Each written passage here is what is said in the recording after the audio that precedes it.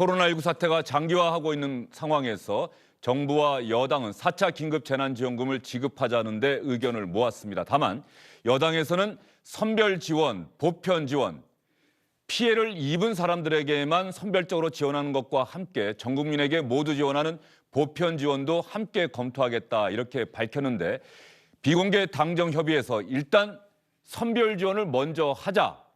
이런 상황에서 여당에서는 여전히 보편 지원 이야기는 그다음에 검토할 수 있다, 검토한다 이런 얘기가 계속 나오고 있습니다.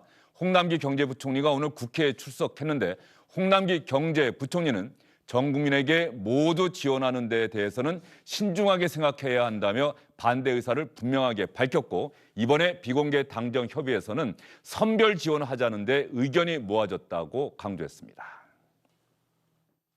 어쨌든 국민들이 가장 궁금해하시는 게 4차 재난지원금 논란 아닙니까? 언제 어떻게 얼마만큼 지급될 건지 우리 부총님 생각은 지금 선별 보편 또 언제 어떻게 하는 거에 대해서 좀 방침이 서 있습니까? 소상공인이나 자영업자들이 방역 장기화로 굉장히 어려움을 호소하고 있고 해서 이번에 집중적으로 피해가 이루어진 계층을 중심으로 해서 저희가 추가적인 지원 방안을 검토하고 있고요. 3월 달 초순에 국회에다가 1차 추경안을 제출할 목표로 작업을 하고 있다는 말씀을 드립니다. 그럼 피해 계층에 대해 좀 두텁게 지원하는 거와 또 이제까지 사각지대라고 지적된 곳에 대한 추가 지원을 중심으로 검토하고 있다는 말씀을 그런 거 드립니다. 추경이라든지 이번 지원 규모는 뭐 10조 원 얘기도 나오고 15조 원 얘기도 나오는데 어느 정도 생각하고 예, 있을까요? 그거는 뭐 검토 중에 있기 때문에 제가 지금 뭐라고 말씀드리기는 적절하지가 않을 것 같습니다.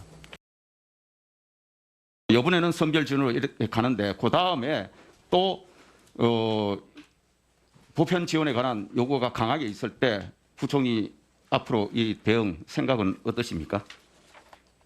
예, 의원님 뭐 지금은 제가 아까 말씀드린 대로 선별 지원, 그러니까 피해 계층에 대해서 집중적으로 지원하는 것이 저는 뭐 중점을 둬야 된다고 생각하고요.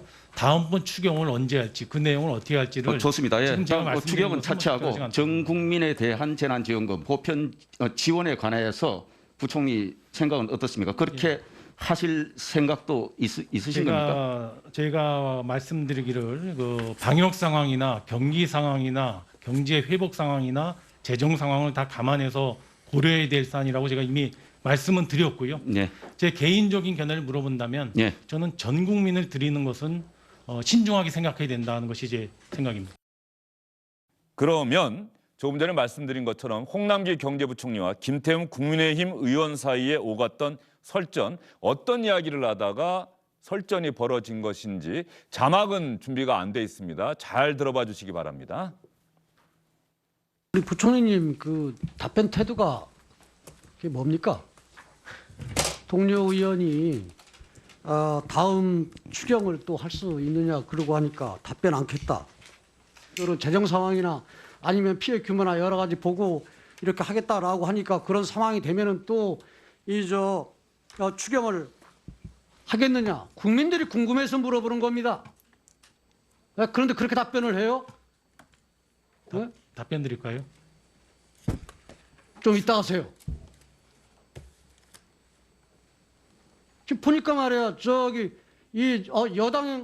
여당한테는 여기서도 터지고 저기서 터지고 와서 여기서 지금 분풀이하는 거예요. 뭐 하는 거예요 지금? 의원님, 여기는 그렇게 지금 국민들을 대신해서 지금 의원님 그렇게 질의하는 말씀하지 자리예요. 마십시오. 그렇게 말씀하지 마십시오, 의원님. 뭐 지금 훈계하는 겁니까? 자, 진정 좀 톤을 좀 낮추시죠. 어제 정부 여당이 4차 재난지원금 선별지급을 하겠다 했는데 그게 최종 결정된 겁니까? 예, 정부는 그런 방향을 결정했고 당에서도 어느 정도 수용을 해주셨습니다. 당에서 수용했다고 지금 확정적으로 제일 처음에 대답 안 했잖아요. 지금 싸우려고 왔어요? 정부에서 선별적으로 피해 계층에 대해서 두텁게 지원한 것이 좋겠다라고 정부에서 생각을 하고 있었고 일요일 날 당정 협의를 하면서 비공식 당정 협의를 하면서 그런 방향으로 하기로 의견이 모아졌다는 말씀을 드리고요. 최종적인 거는 어차피 국회에다가 제출할 때 그게 확정되는 거 아니겠습니까? 그런 말씀으로 제가 드린 겁니다. 최근에 선거 상황까지 또 돌아보면은 많은 후보들이 국민에게 보편적으로 지원하는 이런 공약을 내세우고 있어서 앞으로 이 재정 부담 여기에 대해서 정부에서는 상당히 또 큰 부담을 갖고 있는 것 아니냐. 언제 기회가 되면 조만간에 이 정부의 재정 부담과 각 후보들의 이런 공약과 관련해서 여러분께 자세히 설명드리는 그런 시간을 좀 갖도록 하겠습니다. 그러면 4차 긴급 재난지원금 지급과 관련해서 여당과 야당에서는 어떤 목소리가 나오고 있는지 김태년 민주당 원내대표 야당을 비판하고 있고요. 박완수 국민의힘 의원이 여당의 4차 긴급 재난지원금 어떤 논리를 비판하고 있는지, 그리고 정의당에서는 또 정의당도 마찬가지로 지금 여당을 비판하고 있거든요. 정의당의 목소리까지 차례로 들어보도록 하겠습니다. 국민의힘은 4차 재난지원금 지급도 정쟁의 수단으로 삼았습니다. 소상공인 긴급 생존자금을 제안했던 야당이 정작 소상공인 등 피해계층을 위한 4차 재난지원금을 비난하니 저희가 의심스럽습니다. 이쯤 되면 거의 묻지마 반대, 무조건 비난 수준입니다. 정부에 대한 불신을 조장해서 선거에 반사 이익을 얻어보려는 낡은 정치를 멈추기 바랍니다. 국민의 고통은 안중에도 없고 오로지 선거용 정쟁만 하는 구태 정치는 결코 국민의 선택을 받을 수 없다는 점을 분명히 말씀드립니다. 정부 여당이 3월 말 4차 재난지원금을 지급할 계획이라고 밝혔는데 이것은 공직선거법 위반입니다. 공직선거법상 공무원과 국가기관은 선거에 영향을 미치는 행위는 할 수 없도록 규정하고 있습니다. 지금 4차 재난지원금은 재원도 미확정 상태고 예산도 편성되어 있지 않고 정해진 것이 하나도 없는 것을 선거 직전에 약속하는 것은 명백한 선거법 위반 행위입니다.